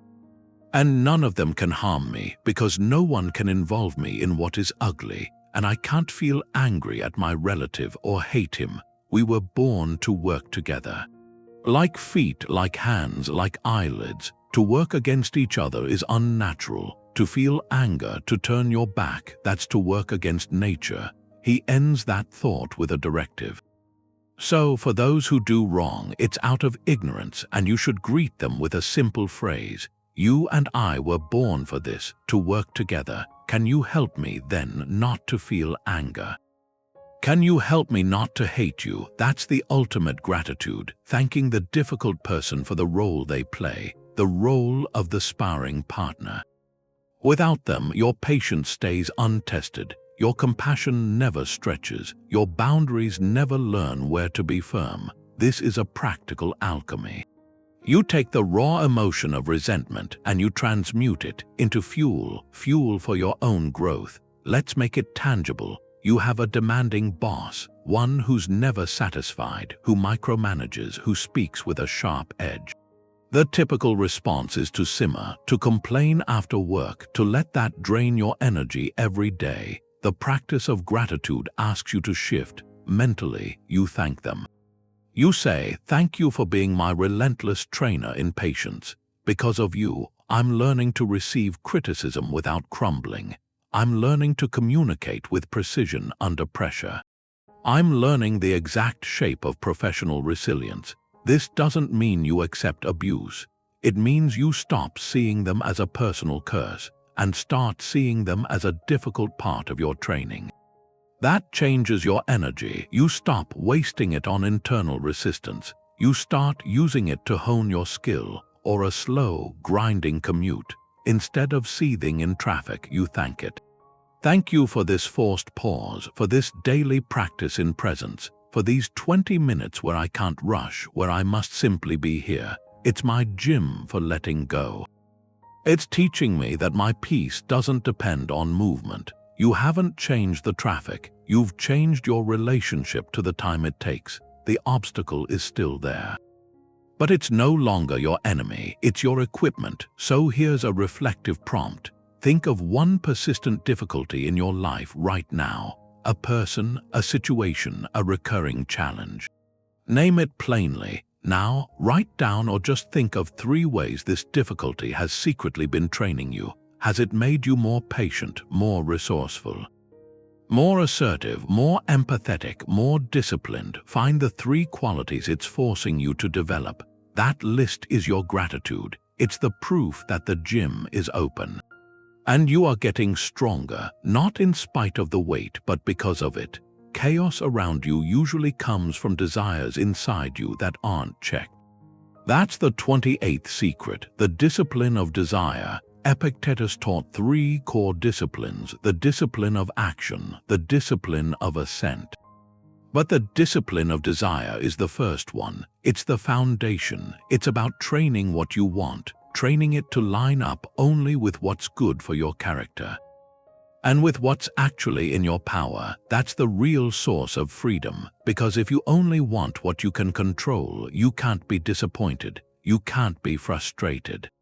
That whole turmoil of craving something outside your command, it just ends. Epictetus said it plainly: we're not disturbed by events, but by the views we take of them.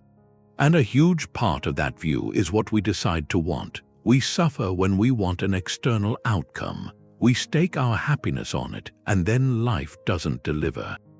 The desire itself is the trap, so the discipline is to want differently, to want only to act with virtue, to want only to use your reason well, to want only to do your part with integrity. The external result, the promotion, whether someone likes you, if the project succeeds, that becomes a preferred outcome, but it's not the object of your desire. Your desire is locked onto the quality of your own effort. That's the shift. It turns you from a beggar at fortune's door into a sovereign in your own kingdom. Your happiness isn't something the world can give or take away anymore. It's generated by your own choices, your own alignment with what's right. Take a common desire. Wanting to be liked, wanting approval, that's a desire for an external, for other people's thoughts and feelings which you can't control. When that desire is strong, your character becomes a performance. You shape your words, your opinions, even your silence just to win that approval.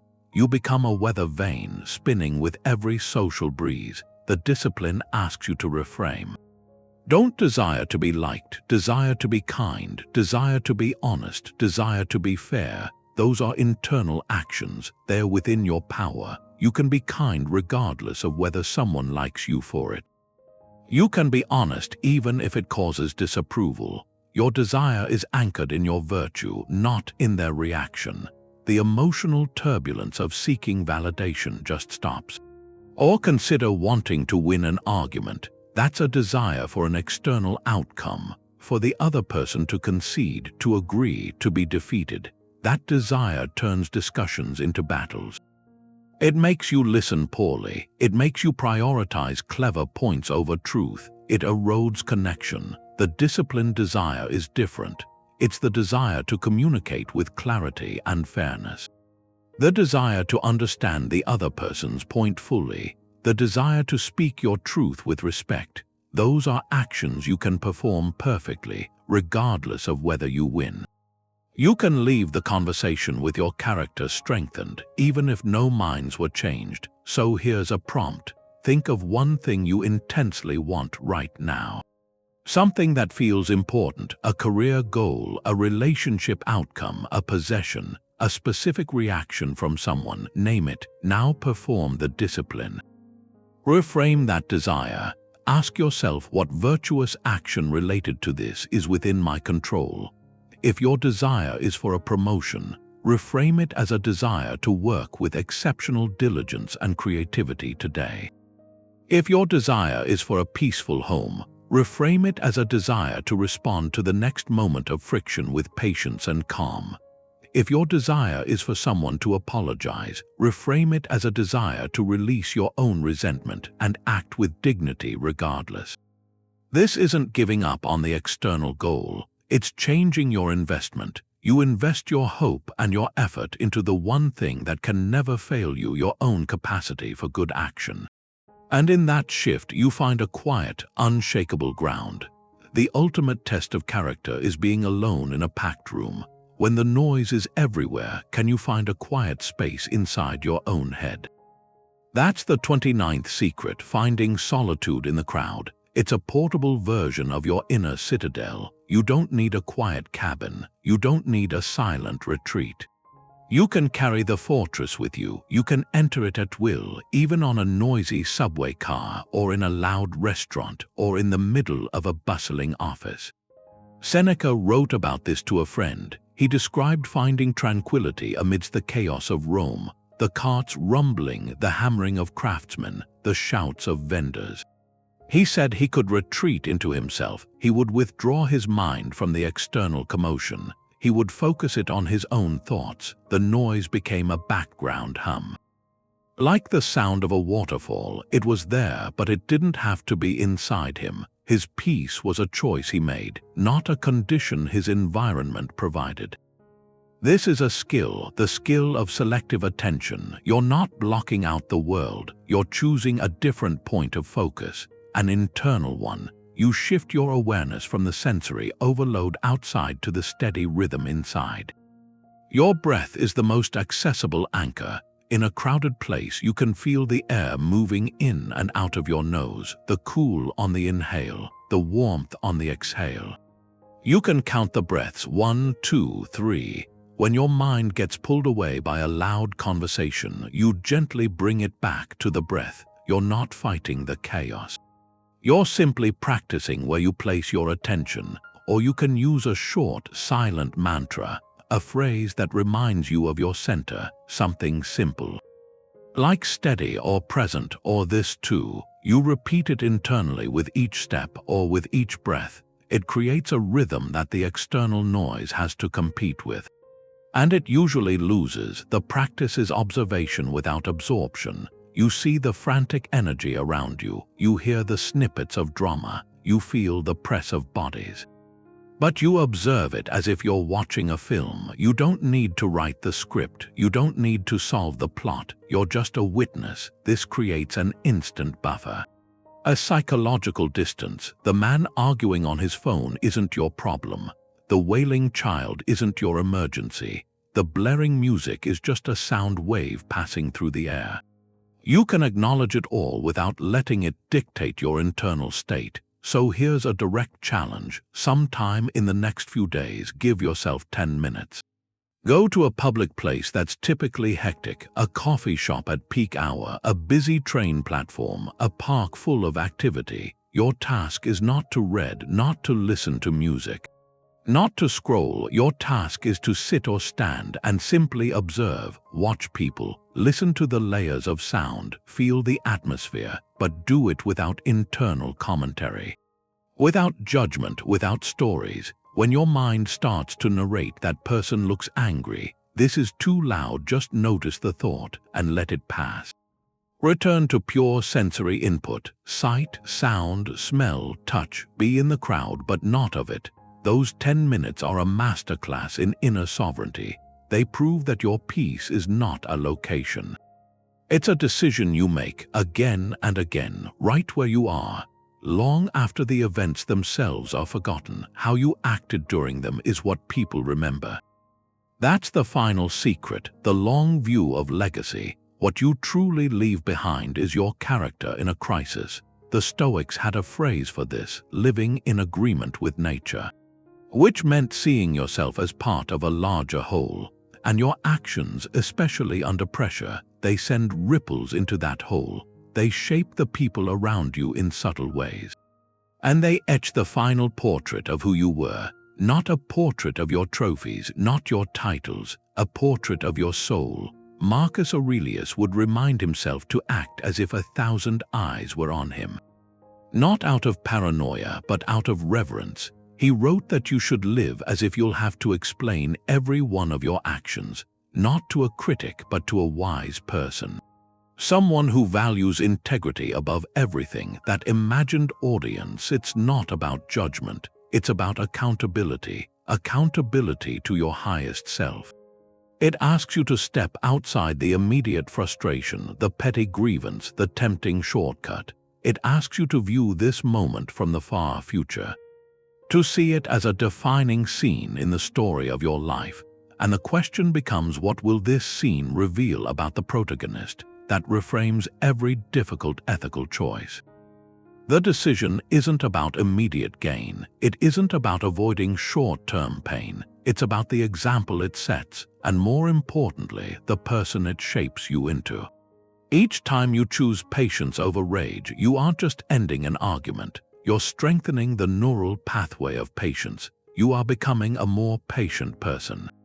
And that becoming, that is your legacy. It's the compound interest of 1,000 small, right actions. Take a workplace dilemma. You discover a way to cut corners on a project.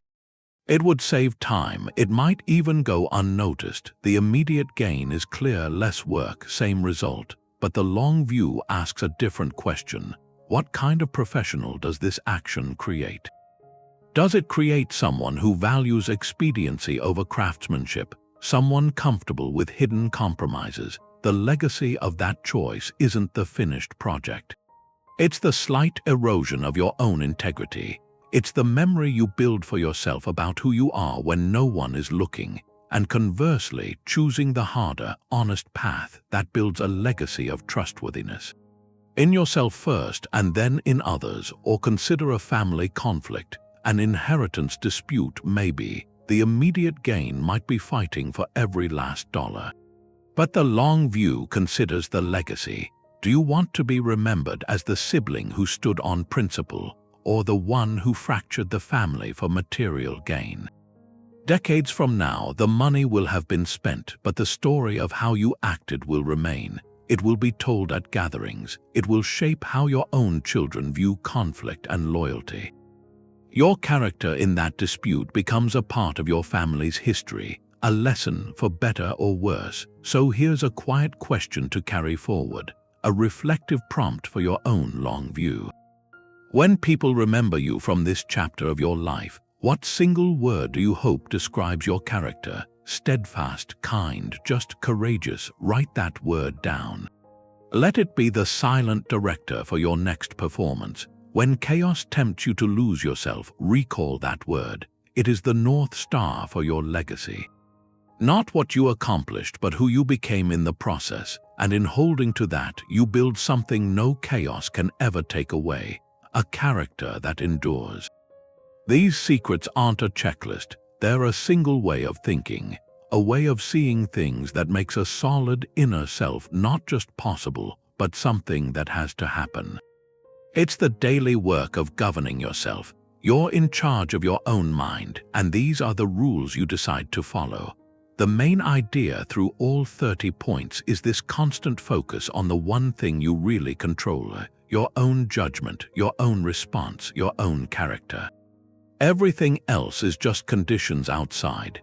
You learn to look from a higher place, to actually value the obstacles that seem to be in your way, and to find a kind of quiet even when you're surrounded by people. The change comes when you stop wanting the world to be different and start using whatever it gives you as the material to build yourself. Epictetus made this final point a long time ago. He said to remember, no one can harm your character except you. They can take your things, your good name, even your freedom, but they can't force you to act with fear or malice or without honor. That choice is always yours, so the disorder around you isn't a reason to fall apart. It's the actual place where your character gets to show what it's made of. It's the training ground, and every disruption is just another piece of weight to lift. Your practice begins now, not when things get quiet. Choose one of these 30 secrets. Just one. Maybe it's setting an intention in the morning or the review at night. Maybe it's putting that short pause in before you answer. Work on it this week with a steady kind of care. Notice how it shifts the feel of your days, and if you want to, you can share below which idea stood out to you. We can build a group that practices, reminding each other that in a world that can seem lost, the most reliable guide is the one we keep steady inside ourselves.